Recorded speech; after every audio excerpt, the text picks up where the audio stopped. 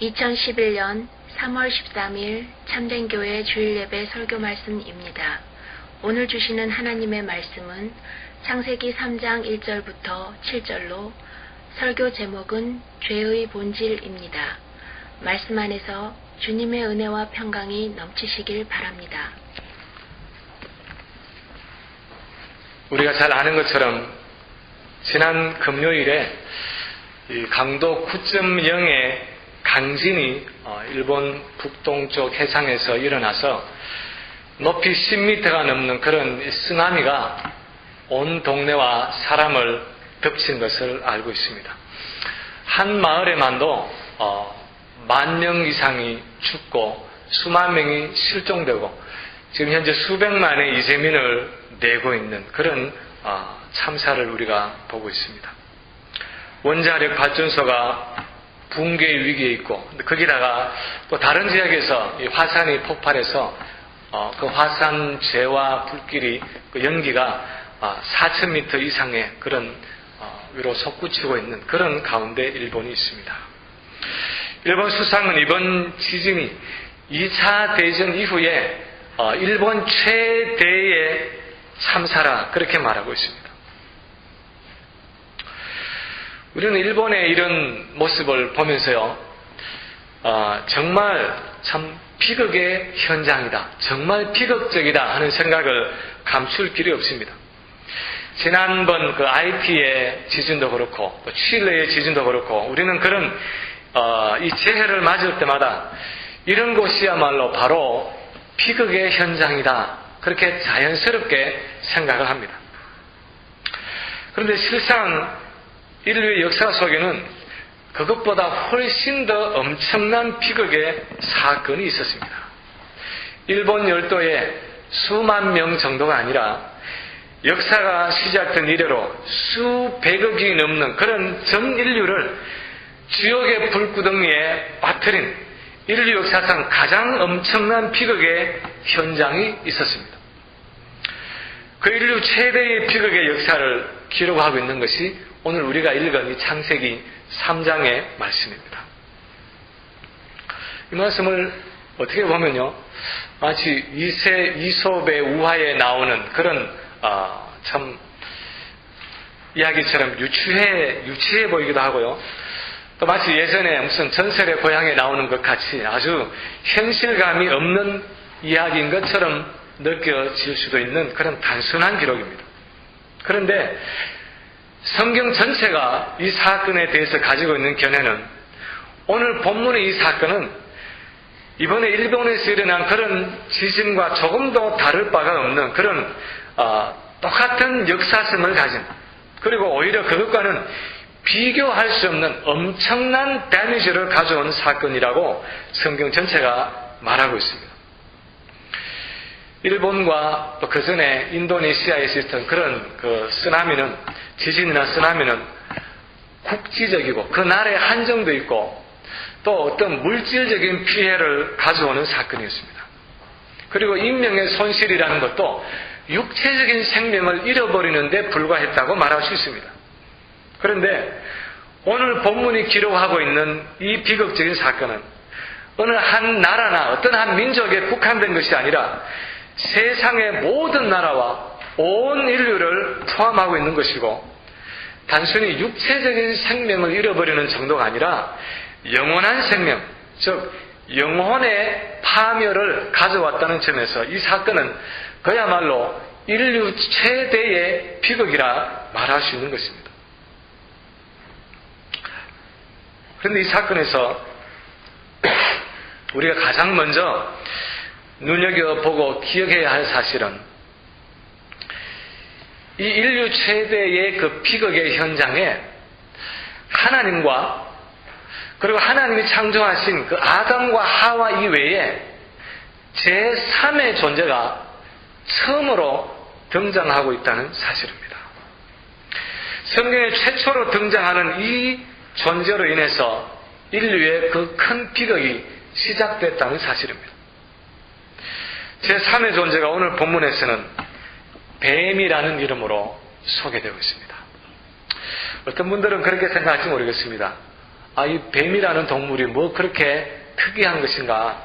어차피 하나님의 6일의 창조 그 기간 동안에 어느 한 날 이 뱀이 만들어졌을 텐데 무슨 그런 특별한 그런 종류의 뱀인가 그렇게 생각할지 모르겠습니다. 그런데 문제는 이것이 우리가 지나가다가 들이나 산에서 보는 그런 단순한 일반적인 뱀이 아니었다는 사실입니다. 요한계시록 12장 9절에 보면요, 이런 말씀이 있습니다. 큰 용이 내어 쫓기니 옛 뱀, 곧 마귀라고도 하고 사단이라고도 하는 온 천하를 꿰는 자라. 그렇게 요한계시록 12장 9절에 기록하고 있습니다. 여기서 옛 뱀이라 그렇게 표현하는 이유는 바로 그 예전, 지금 우리가 알기는 창세기 3장에서 인류를 꿰었던 그 옛 뱀이라는 의미입니다. 그래서 오늘 본문에 나타나는 이 뱀의 실체가 바로 마귀라고도 하고 사단이라고도 부르는 그 하나님을 반역한 타락한 천사였다는 사실을 알 수 있습니다. 이 뱀의 모습을 한 사단이 오늘 왜 이 평화로운, 이 본문에서 왜 평화로운 에덴 동산에 나타난 것입니까? 왜 하와에게 다가와서 이야기를 건네고 있는 것입니까? 오늘 본문을 자세히 살펴보면은 이 사단이 공연히 할 일 없이 아니면 우연히 그냥 지나가다가 이 여자와 함께 이야기를 건네게 된 것이 아니었습니다. 그에게는 분명한 목적이 있었는데 그가 이 여자에게 건네는 대화를 보면은 그의 의도를 알 수 있습니다. 1절에 보면은 이렇게 묻고 있습니다. 하나님이 참으로 너희들어 동산 모든 나무의 실과를 먹지 말라 하시더냐. 그렇게 사단이 하와에게 묻고 있습니다. 이것은 아주 교묘한 질문입니다. 하나님이 동산의 실과를 먹지 말라고 명하신 적이 있는 것은 사실이었습니다. 그런데 지난 우리 설교 본문이었던 2장 16절에서 보는 것처럼 하나님은 선악과라는 그 한 나무의 실과를 제외하고는 동산 모든 나무의 실과를 임의로, 다시 말하면 마음대로 마음껏 먹으라고 그렇게 말씀하셨습니다. 하나님이 인류에게 주신 복은 정말 풍성하고 아낌없는 은혜롭고 관대한 것이었습니다. 그런데 사단은 지금 이 선악과라는 그 한 열매의 금지조항을 놓고는 마치 하나님이 아주 인색하고 인간의 모든 자유를 다 구속하는 그런 독재자인 것처럼 아주 부정적인 감정을 이 하와의 마음속에서 유도하고 있는 것입니다. 그래서 아니, 하나님이 정말 이 동산 모든 나무의 열매를, 그 실과를 먹지 말라고 했단 말이야? 세상에 무슨 하나님이 그렇게 째째해? 무슨 하나님은 그렇게 인색해? 그렇게 말하면서 그 하나님의 풍성하신 그 사랑을 왜곡시키고 있다는 것입니다.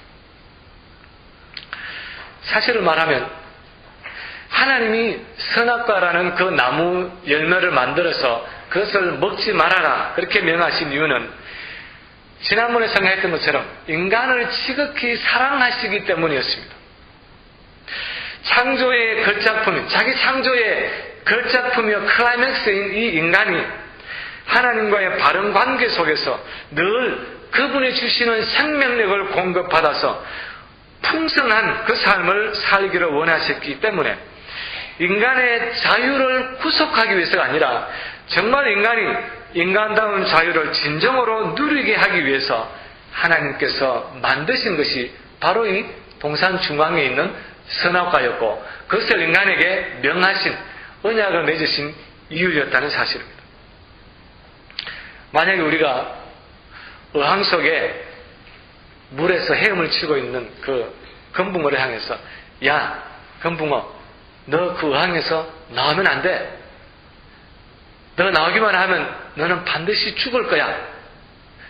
그렇게 말했다면 그 말한 주인이 그렇게 말한 이유는 그 금붕어가 어항 안에 있을 때에, 물 속에 있을 때에 진정으로 자기가 자유를 누릴 수 있다는 사실을 알고 그 금붕어를 위해서 하는 말인 것입니다.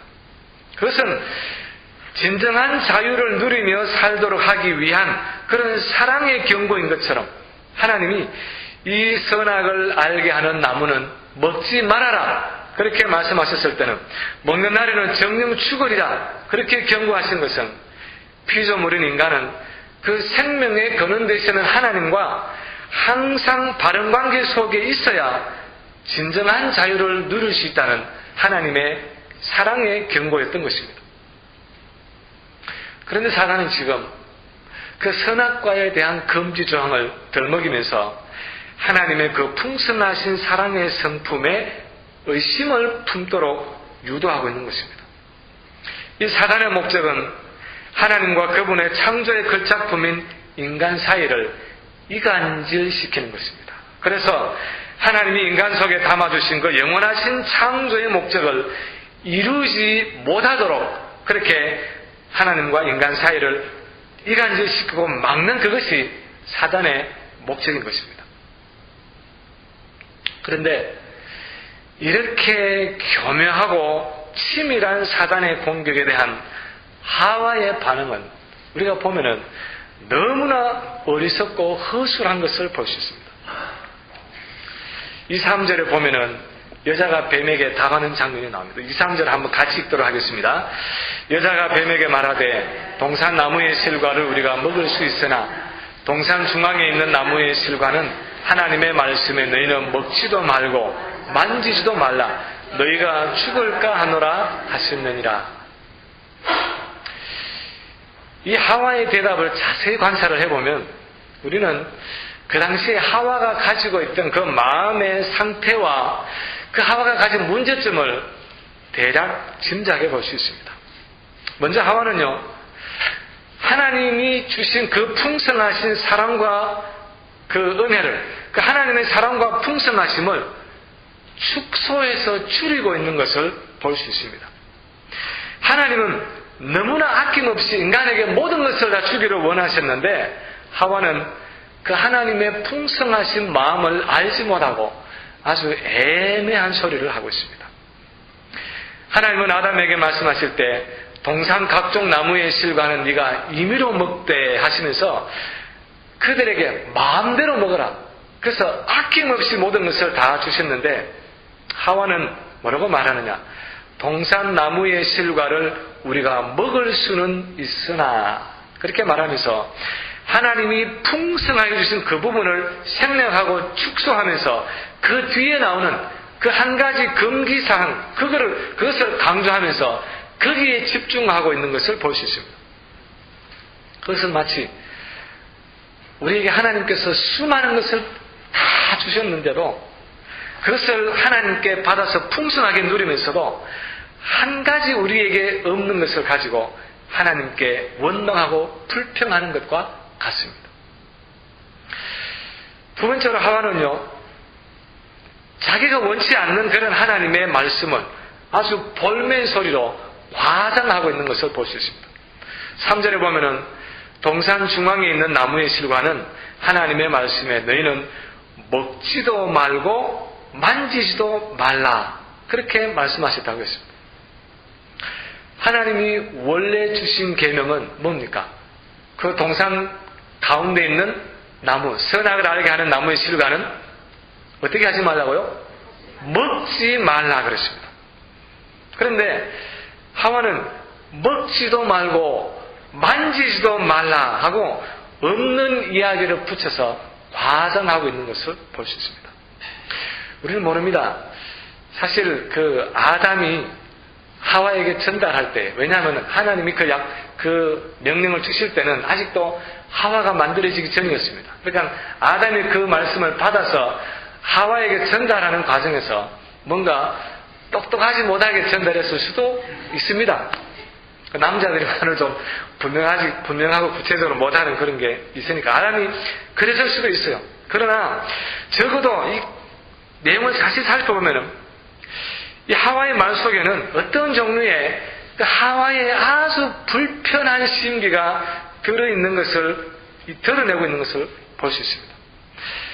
하나님은 인색하고 부당한 분이라는 그 사단의 말에 하와 자신도 어느 정도 동조하면서 그의 말에 맞장구 치면서 하나님 안에서 원망과 불평의 마음을 쏟아놓고 있는 것을 볼 수 있습니다. 마치 조그마한 아이가 엄마가 집을 나가면서 야, 너 이거 만지면 안 돼. 그렇게 말하고 갔습니다. 속으로는 너무너무 만지고 싶고, 그 만지는 거 먹는 거. 이거 먹으면 안 돼. 그렇게 말했는데, 자기는 너무 먹고 싶었는데 엄마가 먹지 말라고 한 것이 속으로 굉장히 지금 불평과 원망이 돼서 있는 중에 아빠가 이제 일을 마치고 집에 들어왔습니다. 그래서 말하기를, 이거 엄마가 먹지 말라 그랬니? 그렇게 물으면, 그동안에 엄마를 향해서 원망하고 불평하던 그 마음 품고 있던 것이 아빠의 그 한마디 말에 엄마가 이거 먹지도 말고 만지지도 말라 그랬어. 그렇게 하면서 이 아빠가 막 고자질을 하고 싶은, 고자질을 하는 것 같은 그런 그 불만스러운 심리가 지금 하와의 마음속에 있는 것입니다. 그래서 뱀의 그 말에 대해서 하나님께서 이걸 먹지도 말고 만지지도 말라고 하셨다고 그렇게 맞장구 치면서 하나님을 몰아붙이고 있는 것입니다. 그리고 하와는 결정적으로 하나님의 말씀을 왜곡시킴으로써 그 불순종으로 인한 결과를 마음대로 축소해서 말하고 있습니다. 3절에 보면은 하와는 하나님의 말씀에 너희는 먹지도 말고 만지지도 말라 너희가 죽을까 하노라 하셨느니라 그렇게 말하고 있습니다. 하나님은 아주 분명하고 확실하게 뭐라고 말씀하셨습니까? 먹는 날에는 너희가 정령 죽으리라. 정령, you shall surely die 하는 이 말은, 정령이란 말은 반드시, 꼭 먹는 날은 너희가 반드시 죽을 것이다. 그렇게 엄하게 경고하셨는데 하와는 뭐라고 말합니까? 너희가 죽을까 하노라. 이 말의 의미는 너희가 혹시 죽을는지도 모른다. 그러니까 먹지도 말고 만지지도 마라. 그렇게 말씀하신 것으로 이 하나님의 엄한 경고의 말씀을 완곡하게 말하면서 그 의미를 약화시키고 있습니다. 하와는 하나님의 말씀을 정확하게 알지도 못하고 있었고 무엇보다도 하나님이 그 계명을 주신 그 의도, 그 목적과 동기를 잘 모르고 있었습니다. 그 계명을 주신 그 하나님의 사랑의 마음을 알지 못하고 있었습니다. 그래서 사단이 묘하게 유혹의 질문을 던졌을 때에 그 하나님의 풍성하심에 대한 의심과 불신이 마음속에서 싹트기 시작했고 그래서 사단의 공격에 당하고 만 것입니다. 우리도 많은 경우에 이런 하와와 같은 모습일 때가 참 많습니다. 우선은 성경에 하나님이 우리를 향해서 무엇이라고 말씀하셨는지 정확하게 모르고 있을 때가 참 많습니다. 그냥 두리뭉실하게 알고 있을 때가 많습니다.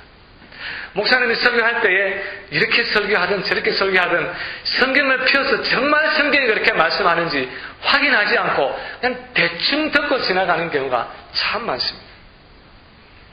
성경은 이렇게 66권 이렇게 많은 말씀이 있지만 우리는 사실상 이 성경 말씀에 대해서 하나님이 우리에게 성도의 삶의 지침으로 주신 이 말씀에 대해서 사실상 얼마나 모르고 있는지 모릅니다. 아는 그 몇 가지 빼고는 대부분이 모르는 말씀이 너무 많다는 것이에요. 그리고 아는 그 말씀도 정작 그 말씀을 주신 하나님의 의도, 그 하나님의 마음을 모르고 있을 때가 많습니다. 그저 표면적으로, 그저 피상적으로 알고 있는 경우가, 지식적으로만 알고 있는 경우가 많습니다. 그래서 사단이 무슨 유혹을 하면은, 이단이 무슨 꾀임을 하면은 너무나 쉽게 휩쓸리는 것입니다. 하나님을 분명히 붙잡지 못하고 하나님에게서 쉽게 멀어져 가는 그런 경향이 있는 것입니다.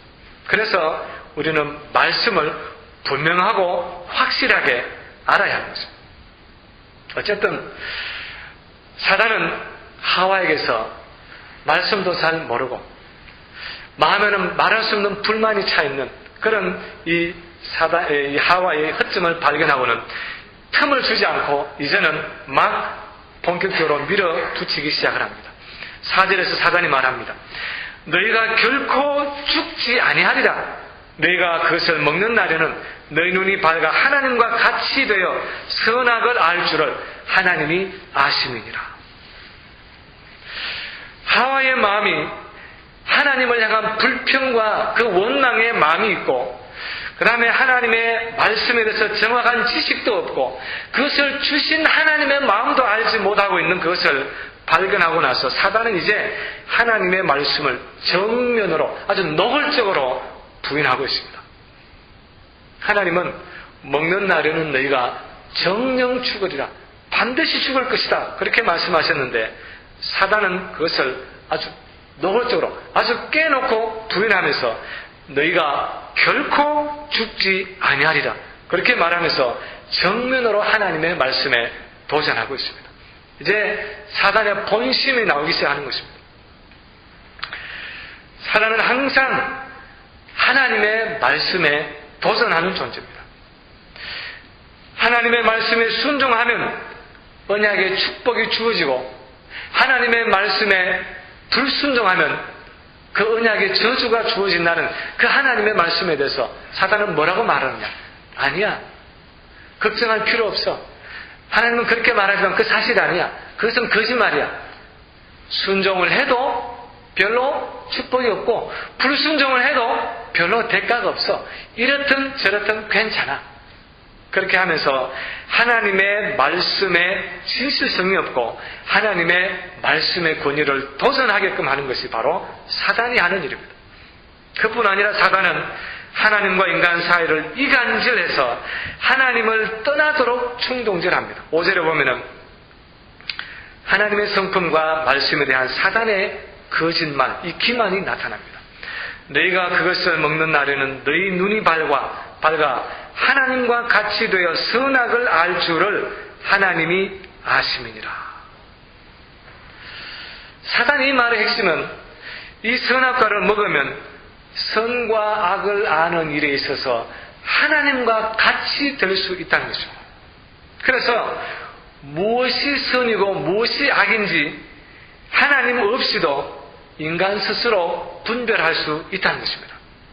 그래서 무엇을 해야 하고 무엇을 안 해야 될지, 무엇이 선이고 무엇이 악인지 그것을 분별하는 데 있어서 하나님을 의존하지 않아도 되는 자율적이고 독립적인 존재가 될 수 있다는 것입니다. 지금까지는 아담과 하와가 무엇이 선인가, 다시 말하면 인간이 무엇을 해야 할 것인가 하는 데 대해서 항상 하나님께 의존되어 있었습니다. 하나님이 이것이 선이다, 이것을 해라 그렇게 말씀하시면 그것이 선인 줄 알고 행하는 것이 인간의 모습이었습니다. 무엇을 안 해야 하는지, 무엇이 악인지를 분별하는 데 있어서 인간은 분별할 수 없었지만 하나님께서 이것이 악이다 그렇게 말씀하면 인간이 그것을 금하는, 하지 않는, 그래서 선악을 분별하는 데 있어서 전적으로 하나님께 의존이 되어 있었습니다. 그런데 사단의 말은 이 앞에 놓여있는 선악과를 먹고 나면은 그럴 필요가 없다는 것입니다. 하나님 없이도 나 혼자서 얼마든지 선악을 분별할 수 있기 때문에 무엇이 선하고 무엇이 악한지 내 스스로 내가 결정하고 내가 판단할 수 있다는 것입니다.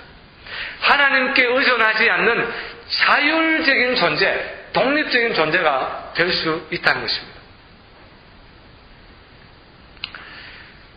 제가 예전 첫 시간에 대학 시절에 즐겨 읽었다고 말씀드린 그 니체가 말한 그 철학 사상이 대충 그런 논리를 담고 있는 사상입니다. 니체는 두 가지의 도덕성을 말했습니다. 하나는 master morality, 주인의식을 가지고 있는 도덕성. 그래서 이 주인의식을 가지고 있는 도덕성은 무엇이 옳고 그른지를 내 스스로 판단하고 결정하고 책임지는, 그래서 주체성을 가지고 있는 도덕의식이다 그렇게 말했습니다.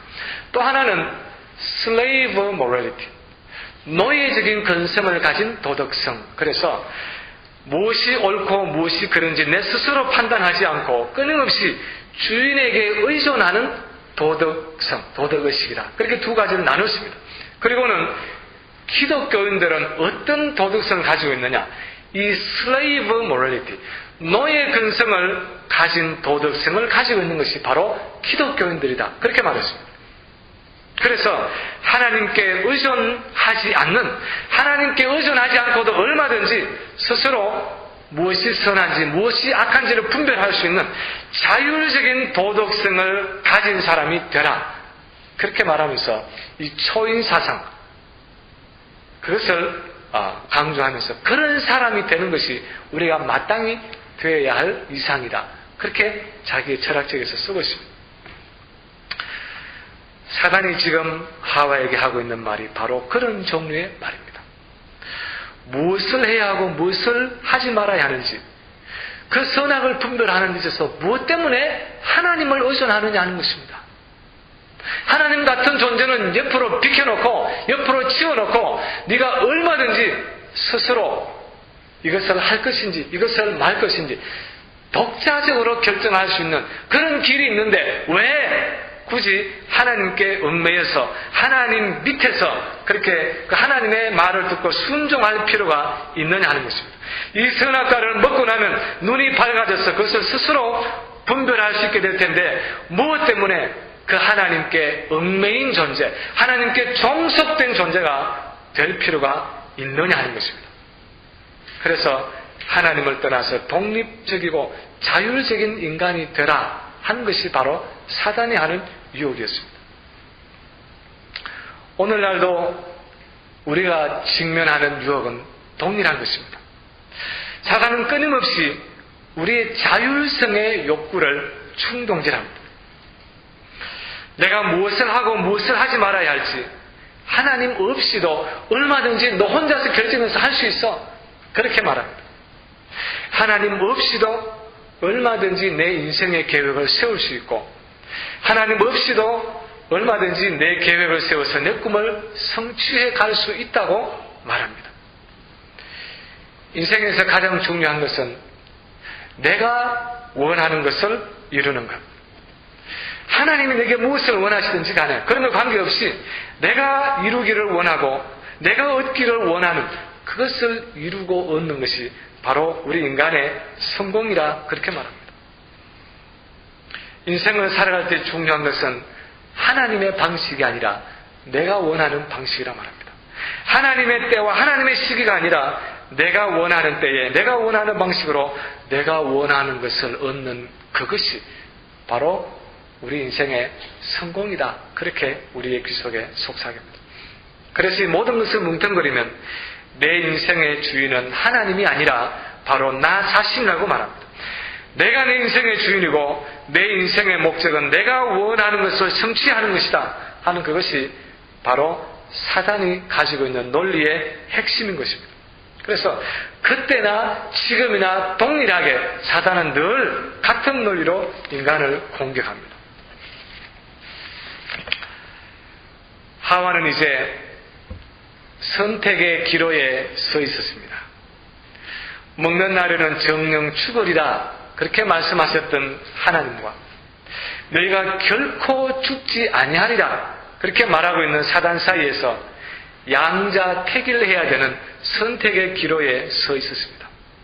그것은 이 열매를 먹을 것이냐 먹지 않을 것이냐 하는 그런 단순한 문제가 아니라 내가 하나님의 말씀을 따라서 창조주와 피조물이라는 그 위계 질서 안에 계속 있을 것이냐 아니면 사단이 지금 말하는 것처럼 그 위계 질서를 벗어나서 내 스스로 선악을 분별하는 자율적인 존재가 될 것이냐 하는 그런 영적인 문제에서 양자택일의 그 사이에 있었습니다. 이 기로에 서서 하와는 자기의 창조주 되시는 그 하나님을 등지고 사단의 음성을 마음속에 받아들였습니다.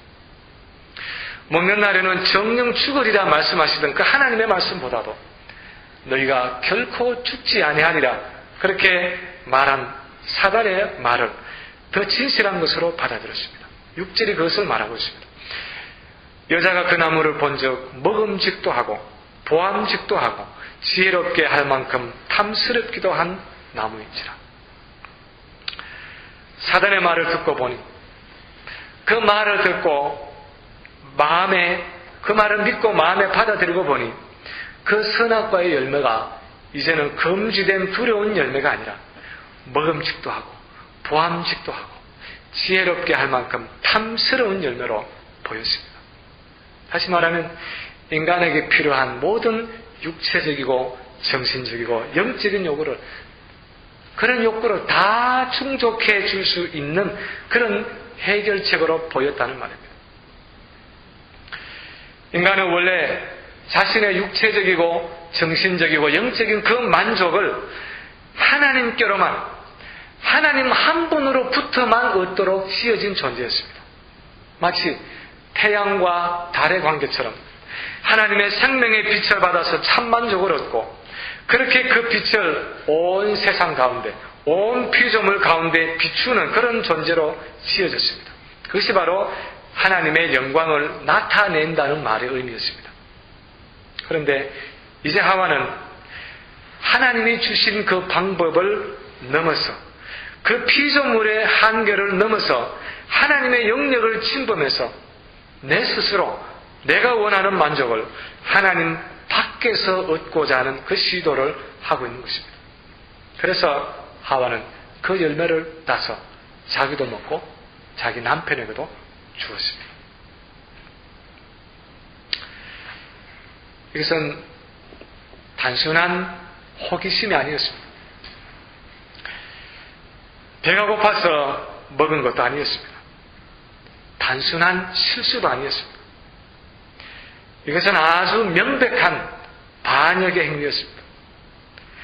창조주와 피조물이라는 그 언약의 관계에서 벗어나서 그것을 이탈해서 자율적인 존재가 되고자 하는 그 반역의 마음, 선과 악을 분별하는 일에 있어서 하나님과 같이 되어서 하나님 없이도 내 스스로 선악을 판단하고 선택하는 독립적인 존재가 되기를 원하는 마음, 내가 내 인생의 주인이 되기를 원하는 그 마음, 그것이 바로 선악과를 따먹은 아담과 하와의 마음속에 깔려있던 근본적인 동기였습니다. 그리고 그것이 바로 아담의 후손인 우리 모든 인간들이 가지고 있는 죄의 성향입니다. 예수님은 인간의 이런 모습을 아버지를 떠난 탕자의 비유로 설명하고 있는데 성경은 우리 이런 모습을 죄라고 설명하고 있습니다. 이런 탕자와 같이 아버지를 떠난 그 모습을 성경은 바로 죄의 본질이라고 말하고 있습니다. 죄라는 것은 그 어떤 것보다도 하나님을 떠난 것입니다.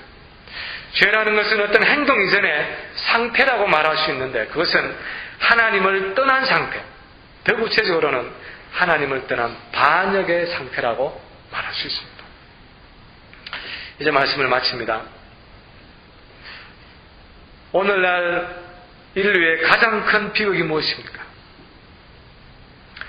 지진이 나고 쓰나미가 나서 엄청난 참사가 빚어진 그것입니까? 리비아와 같이 동족이 동족을 죽이는 분쟁과 전쟁이 일어난 것입니까? 정치적이고 경제적인 빈곤으로 죽어가는 그 북한과 같이 인권이 유린당하고 있는 것입니까? 무엇이 우리의 가장 큰 비극입니까? 세상에 많은 비극이 있지만 우리의 가장 큰 비극은 아담의 그 한 범죄로 말미암아서 온 인류가 아담 안에서 아담과 함께 반역하고 하나님을 떠났다는 것입니다. 모든 사람들이 끊임없이 마음에 하나님 두기를 싫어하는 그 죄의 습성을 가지고 태어나서 그렇게 하나님을 떠나서 살아간다는 사실입니다. 그래서 우리 모두가 죄를 지으며 살아간다는 것입니다. 죄는 그 어떤 것보다도 하나님을 반역하는 것이고 사단과 공모하는 행위입니다. 모든 죄는 나를 향하신 그 하나님의 사랑과 풍성하심을 거절하고 부인하고 사단의 거짓말을 따라가는 어리석은 반역의 행위입니다. 베드로 사도는 오늘날도 우리의 대적 마귀가 우는 사자같이 두루 다니면서 삼킬 자를 찾는다고 분명하게 경고하고 있습니다. 오늘날도 사단은 우리의 마음속에 교묘한 거짓말을 불어넣습니다. 하나님이 정말 너를 사랑한다고 말씀하시더냐? 하나님이 정말 너의 모든 일을 책임질 수 있다고, 책임지겠다고 말씀하시더냐? 너의 건강과 너의 자녀와 너의 사업과 너의 장래를 책임져 주겠다고 말씀하시더냐? 하나님이 정말 내게 참된 만족과 참된 기쁨과 인생의 보람을 그분이 주시겠다고 말씀하시더냐? 아니야. 그건 다 거짓말이야. 어떻게 그런 인색하고 독재자 같은 하나님이 너에게 그런 것을 주실 수 있겠니? 어떻게 그에게 너의 모든 것을 맡길 수 있겠니? 네가 스스로 내 인생의 주인이 되어야 해. 사단은 끊임없이 우리의 생각을 통해서, 우리의 감정을 통해서, 우리 주변의 환경을 통해서 하나님을 향한 우리의 믿음을 흔들어 놓습니다. 예수님이 베드로에게 쓰셨던 그 표현처럼 사단이 밀가부르듯이 순간순간 우리를 청구하고 있습니다. 사단은 틈만 있으면 그 누구라도 넘어뜨려서 하나님으로부터 멀어지고 하나님으로부터 떠나가게 하려고 가진 수단을 다 동원하고 있습니다. 오늘도 우리는 순간순간 그 선택의 기로에 서 있습니다. 우리를 사랑하시고 모든 것을 풍성히 주시는 그 하나님의 신실하심을 끝까지 믿고 그를 선택할 것인가? 아니면 하나님은 인색한 분이고 우리의 자유를 구속하시는 독재자와 같은 분이기 때문에 그를 신뢰할 수 없다고 말하면서 이제 우리 스스로 인생의 주인이 되어서 자율적이고 독립적인 존재가 되어야 한다고 말하는 그 사단의 음성을 들을 것인가? 그 선택의 기로였습니다. 그 선택의 기로에서 우리의 조상 첫 아담은 실패했습니다. 그런데 우리의 둘째 아담 되시는 예수 그리스도는 승리하셨습니다. 그분은 십자가에 달려서 돌아가시는 그 마지막 순간까지 하나님 아버지의 그 아버지 하나님의 사랑과 풍성하심은 끝까지 믿고 그분을 온전히 신뢰함으로 자기의 모든 존재를 하나님께 맡겼습니다. 우리도 예수님처럼 죽음에 이르는 그 순간까지 내 뜻대로 마옵시고 아버지의 원대로 하옵소서 하고 예수님이 고백하셨던 것처럼 우리도 그렇게 고백하면서 하나님을 선택하고 순종의 삶을 살아가는 복된 선택을 하는 모든 성도들 되시기를 주님의 이름으로 축원합니다. 저희 참된 교회는 필라델피아 북부 지역인 플리머스 미딩에 위치하고 있습니다. 인터넷 웹사이트 www.chamchurch.com으로 들어오시면 교회에 대한 자세한 안내를 보실 수 있습니다. 말씀 안에서 승리하는 한 주가 되시길 바랍니다.